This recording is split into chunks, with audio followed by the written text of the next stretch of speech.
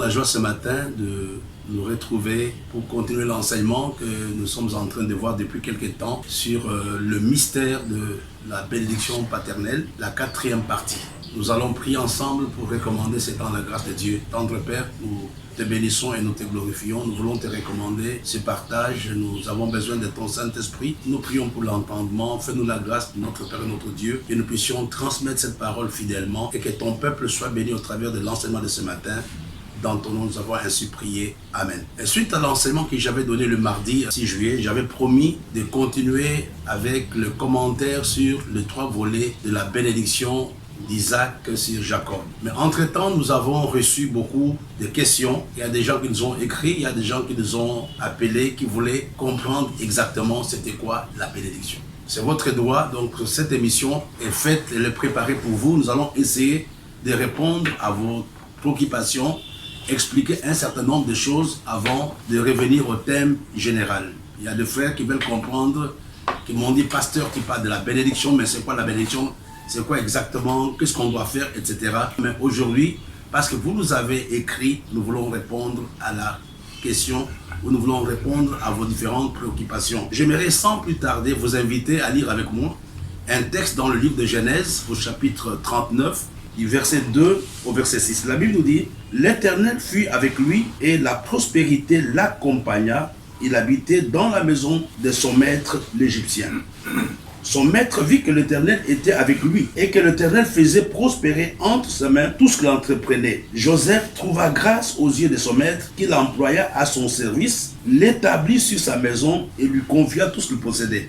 Dès que Potiphar lui établit sur sa maison et sur tout ce qu'il possédait, l'Éternel bénit la maison de l'Égyptien à cause de Joseph, et la bénédiction de l'Éternel fut sur lui, fut sur tout ce qui lui appartenait, soit la maison, soit au champ. Il abandonna aux mains de Joseph tout ce qui lui appartenait, et il avait avec lui d'autres soins que celui de prendre sa nourriture. Oh, Joseph était beau de taille et beau de figure. Voilà un exemple qui peut, pas un exemple, mais un texte qui peut nous aider à tirer quelques éléments pour répondre à votre question.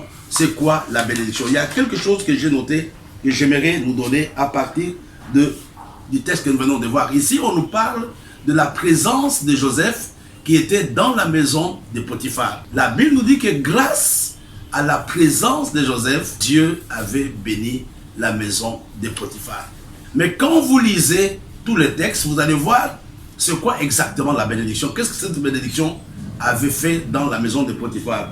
Alors ici, j'aimerais que nous puissions comprendre que la bénédiction, nous pouvons la définir comme étant la faveur et la grâce invisible de Dieu sur la vie de quelqu'un. Là, c'est la première réponse que nous pouvons donner. Et nous pouvons aussi expliquer la bénédiction. C'est une puissance spirituelle qui peut opérer dans la vie d'une personne pour aboutir à des résultats palpables, à des résultats palpables, visibles, que tout le monde peut voir. Donc nous voyons ici dans la maison de Potiphar, grâce à la bénédiction de Joseph, que Joseph avait amené dans cette maison, tout le monde disait que la maison de Potiphar était une maison qui était bénie. Alors en d'autres termes, la bénédiction vous rend premièrement fécond, elle vous fait prospérer, elle vous élève et elle vous accorde l'autorité et la domination. Nous voyons que grâce à la bénédiction qui était dans la maison de Potiphar, à cause de Joseph, la maison de Potiphar avait prospéré. La bénédiction apporte quelque chose de positif. Vous pouvez vivre la chose. Et là, c'est un peu une partie de la réponse que je donne. Mais j'aimerais revenir sur quelque chose qui est très important. Comment faire pour que Dieu me bénisse, ou comment faire pour que mon Père me bénisse? Je réponds à la question. La présence de Joseph dans la maison de Potiphar avait réjoui Potiphar. Quand il a vu, la Bible nous dit, c'est pas pour rien qu'on ajoute cela. Or, Joseph était beau de taille et beau de figure. Sa présence simplement apportait la joie dans le cœur de Potiphar. Il a dit, écoute, je vais t'établir responsable. Mais regardons un texte sur lequel nous sommes en train de parler depuis quelque temps, dans le livre de Genèse au chapitre 27, verset 2.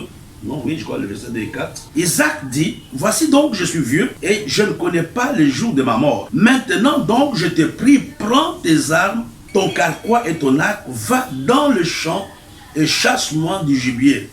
Fais-moi un mets comme j'aime et apporte-le-moi à manger, afin que mon âme te bénisse avant que je ne puisse mourir. Ici, nous sommes en train de voir le principe fondamental de la bénédiction. Nous sommes en train de parler du principe fondamental de la bénédiction. Si je me réfère au texte de Genèse, là c'est plus facile, je vais répondre rapidement. Si je me réfère au texte de Genèse chapitre 24, versets 2 et 4, le principe général de la bénédiction, c'est avoir la capacité de réjouir quelqu'un qui est déjà sur le chemin de la bénédiction. Mais le plus grand principe, avant d'arriver à cela, toi qui m'as posé la question, je crois que cette réponse peut t'aider. La première chose, personne ne peut expérimenter la bénédiction si la personne n'a pas soif de la bénédiction. Il faut d'abord avoir soif de la bénédiction et la désirer. Jacob s'est battu pour la bénédiction. Quand il était à Péniel, il va combattre avec l'ange. Et qu'est-ce qu'il va dire? Je ne vais pas te laisser avant que tu ne puisses me bénir. Et j'aimerais que vous puissiez comprendre le premier principe, la première chose que j'aimerais que tu puisses avoir à l'esprit ce matin, désire la bénédiction. Aie soif de la bénédiction. Dans ce que tu fais, dis à Dieu, j'aimerais vraiment vivre ta bénédiction. Jacob, depuis le sein de sa maman, se battait pour la bénédiction. S'il avait pris le droit, s'il avait volé les droits de l'aide de son frère, c'était uniquement parce qu'il voulait être un homme béni.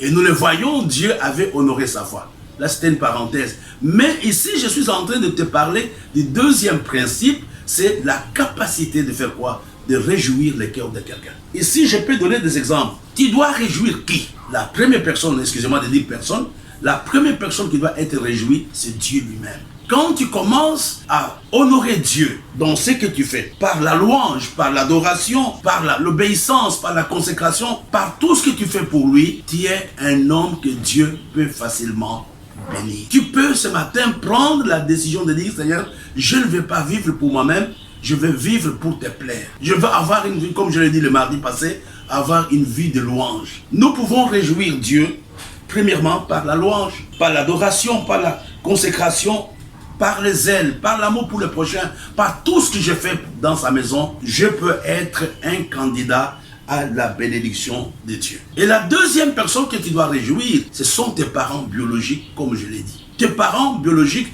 réjouissent le cœur de ton père, réjouissent le cœur de ta mère. Les parents biologiques sont les instruments par lesquels Dieu passe pour pouvoir bénir l'homme. Ils ont le mandat, ils ont, comme je l'ai dit, ils ont l'autorité légale pour pouvoir te bénir. C'est à toi aujourd'hui, comme je l'ai dit le mardi, ou il y a une semaine, le vendredi, active la bénédiction qui se trouve dans la vie de ton papa pour que cette bénédiction soit une réalité. J'arrive à la troisième catégorie des gens qu'on doit réjouir. Parce que beaucoup de collègues pasteurs m'ont dit, mais tu n'as pas beaucoup insisté. Je suis en train de vous parler de la bénédiction paternelle. La troisième catégorie de gens que tu dois réjouir, ou de la personne que tu dois réjouir, réjouis le cœur de ton Père spirituel. Ton Père dans la foi, dans le Seigneur. Tu dois le réjouir.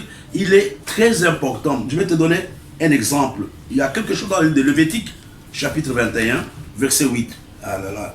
La Bible nous dit, tu regarderas un sacrificateur comme saint, car il offre l'aliment de ton Dieu. Il sera saint pour toi, car je suis saint, moi, l'Éternel qui vous sanctifie. Mais qu'est-ce que Dieu veut nous dire par là? Il faut apprendre à honorer nos pères dans le Seigneur. Dieu nous appelle à les honorer. Il y a un exemple type que j'aimerais vous montrer dans le livre de 2 Samuel chapitre 1, verset 16. David dit que ton sang retombe sur ta tête, car ta bouche a déposé contre toi, puisque tu as dit, j'ai donné la mort à loin de l'Éternel. Écoutez-moi, frères et sœurs. David avait toutes les raisons du monde pour se réjouir de la mort de Saül. Mais regardez, David va tuer la personne qui était venue lui annoncer la mort. Plusieurs fois, Saül était tombé entre les mains de David. David avait la possibilité de le tuer, mais David ne l'a pas fait. Il a dit, je ne peux pas toucher à un oint de Dieu. Et je voudrais nous dire, frères et sœurs, que l'onction qui n'est pas honorée, l'onction qui n'est pas sanctifiée, l'onction que nous ne respectons pas, est une onction qui ne peut pas du tout nous bénir. Nous avons vu dans le livre de Lévitique, Dieu nous appelle Dieu nous demande à faire quoi? Dieu nous demande à pouvoir honorer nos conducteurs. Il y a des gens qui pensent que non, j'ai oublié les conducteurs. Je n'ai pas du tout oublié les conducteurs. Mais je veux qu'on soit équilibré. J'aimerais non seulement qu'on puisse honorer nos parents biologiques, de la même manière, il y a des gens qui honorent les parents biologiques, ils oublient leurs conducteurs. Il y en a aussi qui honorent leurs conducteurs, mais ils oublient leurs parents biologiques. Il faut être équilibré. Il faut honorer les deux.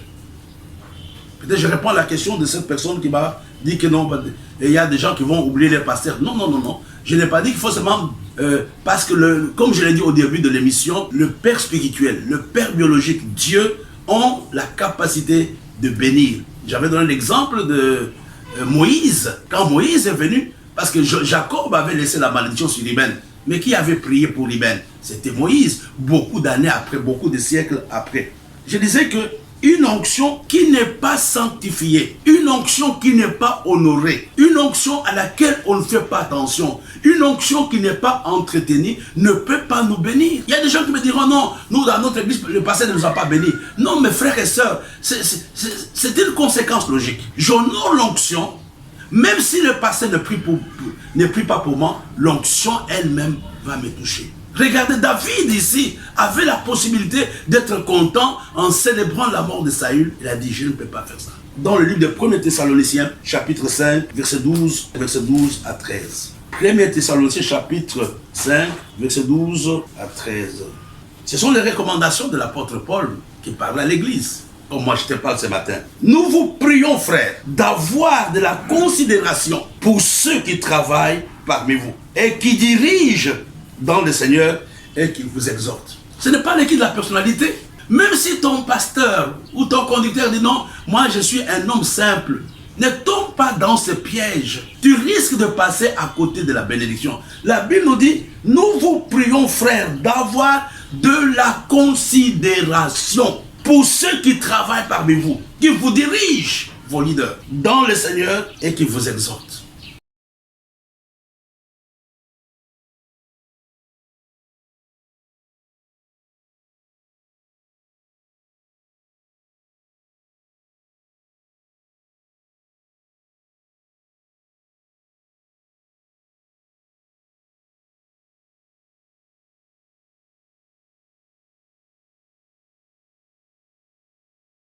Il ajoute au verset 13, ayez pour eux beaucoup d'affection. La Bible n'a pas dit, ayez pour eux l'affection. La Bible nous dit, ayez pour eux beaucoup d'affection. À cause de leur œuvre, soyez en paix entre vous. Et tu comprends que tu passes à côté de la bénédiction paternelle. Pourquoi? Parce que tu n'as pas l'affection pour celui qui te dirige. Parce que tu ne le prends pas en considération. Pourquoi? Parce que tu ne l'honores pas. C'est vrai, lui ne va rien te réclamer, mais tu es en train de violer la parole de Dieu. Tu es en train de violer la parole de Dieu. Quand on dit ayez pour eux de l'affection se démontre. Ce n'est pas un sentiment silencieux. La Bible nous dit ayez pour eux de la considération, beaucoup d'affection. J'étais avec un ami le week-end passé, nous parlions de Covid. J'étais content par rapport à ce qu'il m'a dit. Il m'a dit, Floribert, je n'ai pas senti le Covid, quand bien même l'église était fermée, parce que les chrétiens avaient de l'affection pour moi. Chacun m'appelait pour me demander comment tu fais, j'ai de l'argent à te remettre. Comment tu fais, j'ai ceci à te donner. Comment tu fais, j'ai ça à faire, j'ai ça à faire. C'est à cela que Dieu t'appelle. Toi qui te plains, tu es dans l'église. As-tu de la considération pour ton pasteur? As-tu de l'affection? Tu pries, tu gênes. Mais tu as une mauvaise image. La Bible nous dit, il faut les considérer comme saints.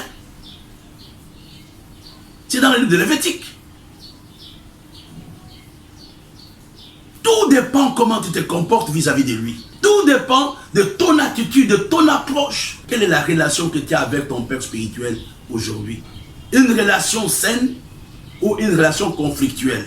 Une relation de père et de fils ou une relation de rivaux? Des gens qui sont en conflit. Mais la Bible nous dit, ayez pour eux beaucoup d'affection. Et il faut comprendre que ces gens ont commencé avant toi. Peut-être par le travail, ils sont fatigués, ils vont commettre des erreurs. Il y a des choses qu'ils ne vont pas bien comprendre. Mais la Bible nous dit que pour pallier à l'esprit de jugement, à l'esprit de condamnation, à l'esprit de critique, qu'est-ce que je fais? je dois avoir pour lui de l'affection. Je réponds ici à la question d'un pasteur qui dit que je n'ai pas parlé du respect des pasteurs. Non, frère, c'est le même enseignement. Un homme spirituel ne peut pas honorer seulement son pasteur en négligeant son père biologique et vice-versa.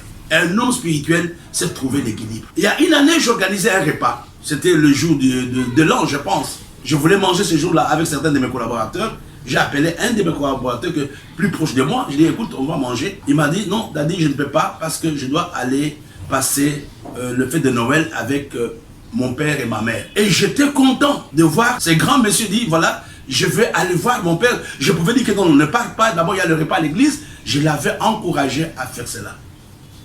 Je suis en train de parler à quelqu'un ce matin qui n'a pas de respect pour les hommes de Dieu, qui n'a pas de la considération pour les serviteurs de Dieu. Chaque acte que tu poses, il faut avoir ça à l'esprit, que chaque acte que je pose peut soit maturer la bénédiction, soit maturer la malédiction. Mais le texte de Paul dans le livre de Thessaloniciens est complet. Il dit, ayez de la considération pour les gens qui vous dirigent. Honorez-le, donnez-leur une bonne place. Ayez de l'affection, démontrez que vous les aimez, démontrez qu'ils sont importants. Même si ton père spirituel, ton pasteur, ton leader, ton prophète ne te demande pas de l'honorer, mais toi obéis à la parole de Dieu. Ne tombe pas dans le piège de sa simplicité. Ne tombe pas dans le piège de l'esprit de familiarité. Ne maudit. Celui qui maudit son père et sa mère sera puni de mort. Et vous savez, maudire, c'est mal parler. Mais en un français simple, c'est insulter. Nous les honorons par la manière dont nous leur parlons. Regarde le ministre, quand bien même ils sont très importants, ils ne parlent pas comme ils veulent au président de la République, même s'ils blaguent. Il y a une certaine distance. Mais malheureusement, les enfants de Dieu n'ont pas encore compris cela. Il y a un autre texte dans le livre de Psaume 105, verset 15, je crois. Là, c'est Dieu qui le dit. Ne touchez pas à mes oins, ne faites pas du mal à mes prophètes. Les prophètes, ce sont les messagers, ceux qui ont le message de Dieu. Dieu n'est pas insensé. Il dit, ne touchez pas à mes oins. Tu penses que tu peux toucher à un oin de Dieu et rester, Dieu te punira lui-même. L'apôtre Paul nous parle de la considération et de l'affection. Mais ici, la Bible, Dieu lui-même nous dit quelque chose. Ne touchez pas. Ah oui, nous les touchons par nos paroles, par nos attitudes. Je voudrais te dire, mon frère et ma soeur, fais en sorte que ton père, que ce soit biologique ou spirituel, soit toujours dans la joie à cause de toi. Ne sois pas l'objet de sa tristesse. Ne permets pas qu'il pleure à cause de toi. Il ne va pas bien voir. Il y a des gens même qui volent leur pasteur. Ceux qui travaillent avec le pasteur. Est-ce que vous déclarez tout l'argent qui entre dans la caisse de l'église quand il vous envoie faire des courses? Même si lui ne te voit pas, est-ce que Élisée avait vu physiquement Géasi? Non. Mais dit, mon esprit était là. Tu peux croire que tu fais des choses en coulisses, il ne voit pas, mais l'esprit de Dieu l'atteste. J'aimerais ce matin encourager quelqu'un à se réconcilier avec son père. J'aimerais encourager quelqu'un ce matin à dire à son papa, j'ai mal fait, pardonne-moi, prie pour moi. Tu ne perds rien, mon frère. La Bible est vraie. Je vais te dire que le temps, ce n'est pas à cause du temps qu'un péché sera pardonné. C'est quand la personne va demander pardon. Si j'ai commis le péché il y a 15 ans, même si après 15 ans le péché reste jusqu'à ce que je me répande. Il y a des gens aujourd'hui qui ont une vie trouble, qui ont une vie difficile. Pourquoi? C'est parce qu'ils ont touché au oin de Dieu.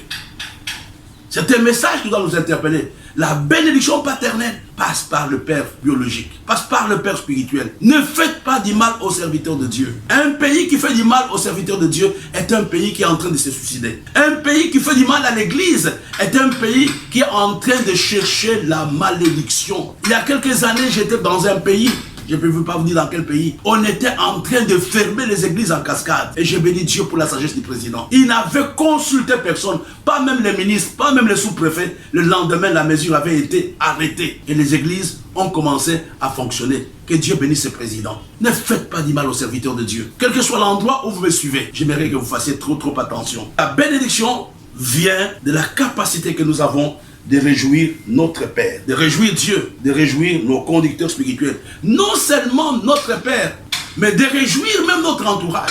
Notre entourage peut être une source de bénédiction. Ce que tu fais déjà est une bénédiction. Quand tu commences déjà à bénir les gens autour de toi, tu es en train de te bénir toi-même. réjouis. Donc la Bible nous dit que si cela ne dépendait que de vous, soyez en paix avec tout le monde.